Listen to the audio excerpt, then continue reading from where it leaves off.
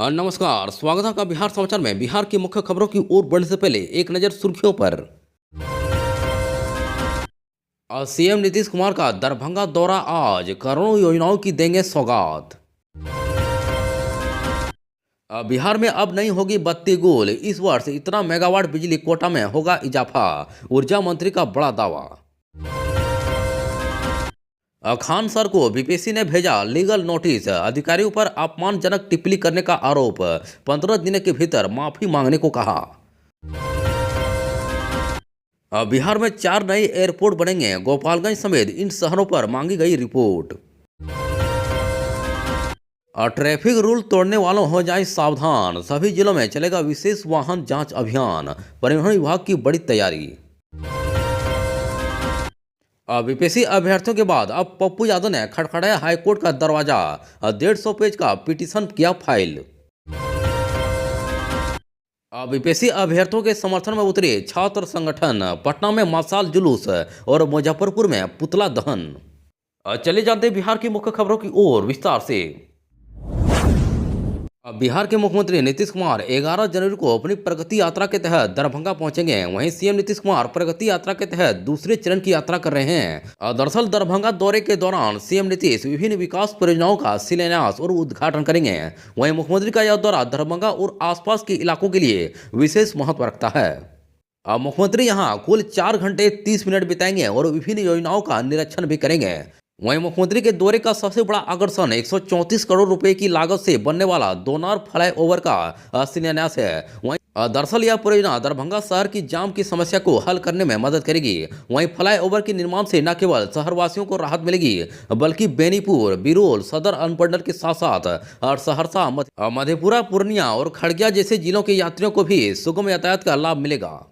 इसके साथ ही आश्रय गृह में 100 बेड बेसहारा लड़कों और 100 बेड बेसहारा लड़कियों के लिए आरक्षित होंगे।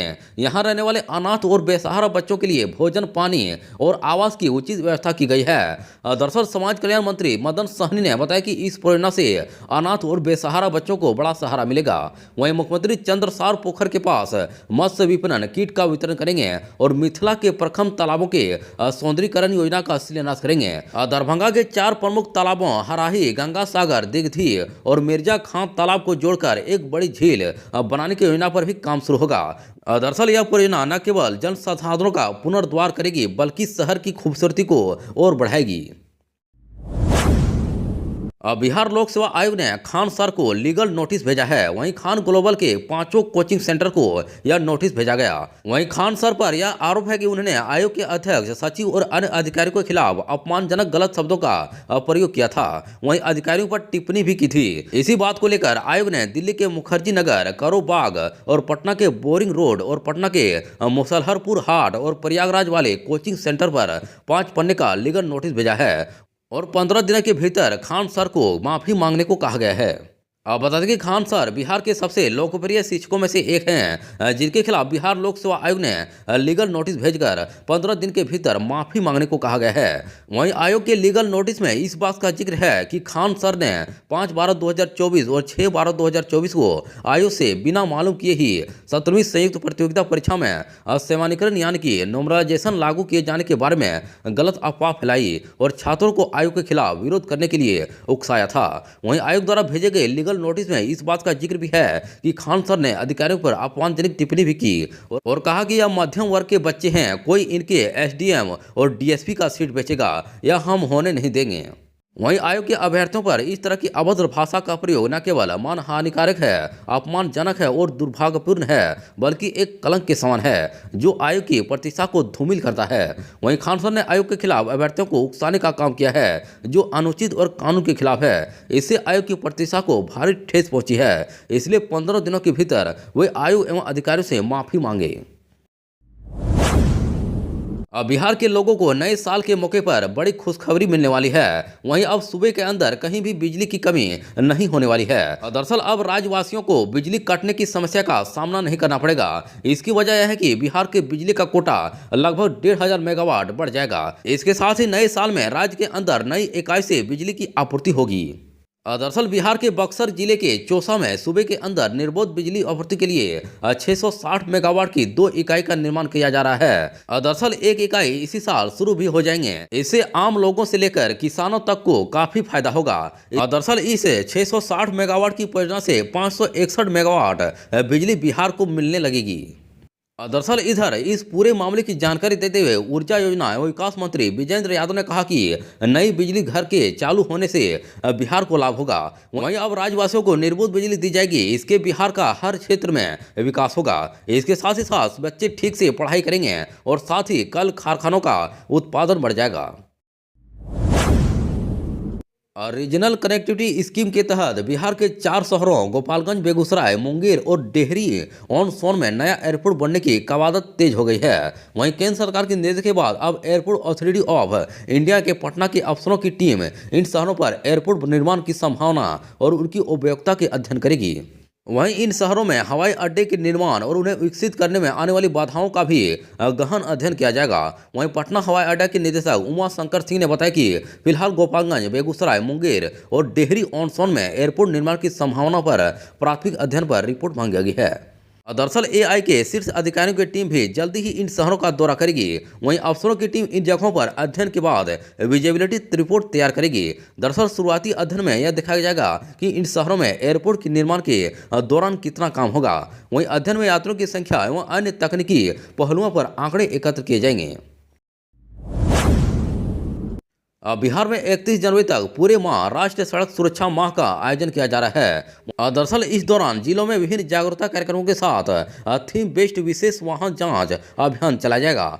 वहीं जिलों में आयोजित कार्यक्रम के दौरान सड़क सुरक्षा के क्षेत्र में बेहतर कार्य करने वाले और सड़क दुर्घटना पीड़ितों की मदद करने वाले गुड सैमरिटन सम्मानित किए जाएंगे। दरअसल परिवहन सचिव संजय कुमार अग्रवाल ने बताया कि सड़क परिवहन एवं राजमार्ग मंत्रालय भारत सरकार के निर्देशानुसार इस बार पूरे माह सड़क सुरक्षा माह का आयोजन किया जा रहा है। वहीं परिवहन सचिव संजय कुमार अग्रवाल ने बताया कि सड़क सुरक्षा माह का आयोजन राज्य में 31 जनवरी तक किया जाएगा। यह माह सड़क सुरक्षा के प्रति जागरूकता फैलाने और सड़क दुर्घटनाओं में कमी लाने के लिए उद्देश्य से आयोजित किया जा रहा है। इसके अंतर्गत विभिन्न जिलों में जागरूकता कार्यक्रमों, विशेष वाहन जांच अभियानों और स्वास्थ्य जांच शिविरों का आयोजन किया जाएगा। दरअसल एनएच और एसएच पर विशेष वाहन जांच अभियान का आयोजन किया जाएगा। वहीं हर सप्ताह अलग अलग थीम पर जांच अभियान चलाया जाएगा। Helmet, seat belt, over speeding, नाबालिग द्वारा वाहन जांच, फिटनेस परमिट और प्रदूषण जांच, pressure horn, multi tuition horn और आदि विशेष जांच अभियान का आयोजन जिला स्तर पर किया जाएगा। वहीं इस दौरान सड़क सुरक्षा नियम के उल्लंघनकर्ताओं पर कार्रवाई की जाएगी। दरअसल सड़क सुरक्षा माह के दौरान बस, ऑटो और ट्रक के वाहन चालकों के स्वास्थ्य जांच के साथ नेत्र जांच शिविर का आयोजन किया जाएगा। वहीं जांच के बाद जरूरतमंद ड्राइवर के बीच मुफ्त में चश्मा का भी वितरण किया जाएगा। 17वीं बीपीएससी पीटी एग्जाम को लेकर अभ्यर्थियों का एक गुट पिछले कई दिनों से आंदोलन कर रहा है। वहीं अभ्यर्थी परीक्षा में धांधली का आरोप लगा रहे हैं और पूरी परीक्षा को रद्द कर फिर से परीक्षा आयोजित करने की मांग कर रहे हैं। वहीं सरकार की तरफ से पहल नहीं होता देख अभ्यर्थियों ने पटना हाईकोर्ट का दरवाजा खटखटाया और परीक्षा को रद्द कर फिर से आयोजित करने की मांग की। वहीं अभ्यर्थियों के बाद अब पूर्णिया के सांसद पप्पू यादव पटना हाईकोर्ट पहुंच गए हैं। वहीं पटना हाईकोर्ट में पप्पू यादव ने 150 पेज का पिटीशन फाइल किया है। दरअसल पप्पू यादव ने कहा कि छात्रों पर जो केस हुआ है उसके लिए अलग से पिटीशन फाइल किया गया है। वहीं लाठीचार्ज के लिए भी अलग से पिटीशन फाइल किया गया है। वहीं पप्पू यादव ने मीडिया से बातचीत करते हुए कहा कि बीपीएससी के इस आंदोलन को खत्म करने में कोचिंग माफिया का हाथ रहा है। वहीं प्रशांत किशोर पर पप्पू यादव ने तंज कसते हुए कहा कि इस नए सत्याग्रह ने आंदोलन को खत्म कर दिया है। वहीं प्रशांत किशोर के अस्पताल जाने पर पप्पू यादव ने कहा कि हमने कोरोना में इतने दिन लोगों को मदद की, लेकिन हम कभी अस्पताल नहीं गए। वहीं बिहार लोकसभा आयोग की 17वीं प्रारंभिक परीक्षा में व्यापक अनियमितताओं के आरोप के मद्देनजर परीक्षार्थी पप्पू कुमार व अन्य पटना उच्च न्यायालय में एक याचिका दायर की थी। वहीं याचिका में 13 दिसंबर को आयोजित इस परीक्षा को रद्द कर नए सिरे से आयोजित करने की मांग की गई है। दरअसल अभ्यर्थियों का आरोप है कि परीक्षा में बड़े पैमाने पर धांधली हुई है। बिहार बंद से पहले छात्र युवा शक्ति ने शनिवार को पटना के इनकम टैक्स गोलंबर से डाकबंगला चौराहा तक मशाल जुलूस निकाला। वहीं इस दौरान युवाओं ने पटना में मार्च पर बीपीएससी अभ्यर्थियों के समर्थन में नारेबाजी भी की। वहीं मुजफ्फरपुर में शहीद खुदीराम बोस स्टेडियम से टावर चौक तक छात्र राजद ने मार्च निकाला। दरअसल मुजफ्फरपुर में छात्र राजद के प्रदेश उपाध्यक्ष सह विश्वविद्यालय प्रभारी अमरेंद्र कुमार ने कहा कि बिहार में सरकार नाम की कोई चीज नहीं है। वहीं मुख्यमंत्री नीतीश कुमार के इर्द गिर्द रहने वाले लोगों ने बीपीएससी का 60% से अधिक सीट को बेच दिया है, जिसके कारण परीक्षा में धांधली कराई जा रही है, इसलिए पेपर लीक कराया गया था। वहीं छात्रों द्वारा लगातार आंदोलन किए जाने के बावजूद आज तक बीपीएससी की परीक्षा को रद्द नहीं किया गया है।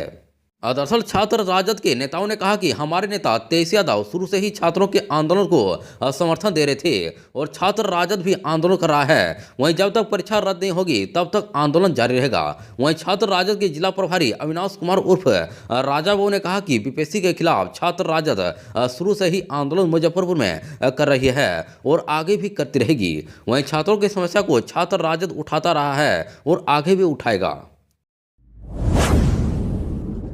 अत्यधिक ठंड और तापमान में कमी के कारण शिवहर में 8वीं कक्षा तक के सभी स्कूल बंद किया गया है। वहीं डीएम ने 14 जनवरी मकर संक्रांति तक स्कूलों को बंद रखने का निर्देश शिवहर के जिला शिक्षा पदाधिकारी को दिया गया है। वहीं पहले 11 जनवरी तक स्कूलों को बंद रखने को कहा गया था। दरअसल अब नए आदेश में इस बात का जिक्र है कि बच्चों के स्वास्थ्य पर प्रतिकूल प्रभाव पड़ने की संभावना को देखते हुए शिवहर के सभी सरकारी सहायता प्राप्त निजी विद्यालयों में कक्षा 1 से 8 तक की शैक्षणिक गतिविधियों का संचालन दिनांक 9/1/2025 से 14/1/2025 तक के लिए स्थगित किया गया है। दरअसल कड़ाके की ठंड को देखते हुए जिला प्रशासन ने यह बड़ा फैसला लिया है। हालांकि पटना, जमुई, मुजफ्फरपुर, मोतिहारी में 8वीं तक के सभी स्कूल 11 जनवरी तक ही बंद रहेंगे। वहीं भोजपुर में 9 जनवरी तक ही स्कूल बंद रहेगा। वहीं सिर्फ शिवहर में ही कड़ाके की ठंड को देखते हुए 14 जनवरी तक स्कूल बंद रखने का फैसला डीएम ने लिया है। वहीं जिला शिक्षा पदाधिकारी को इसे लेकर आदेश भी जारी कर दिया गया है।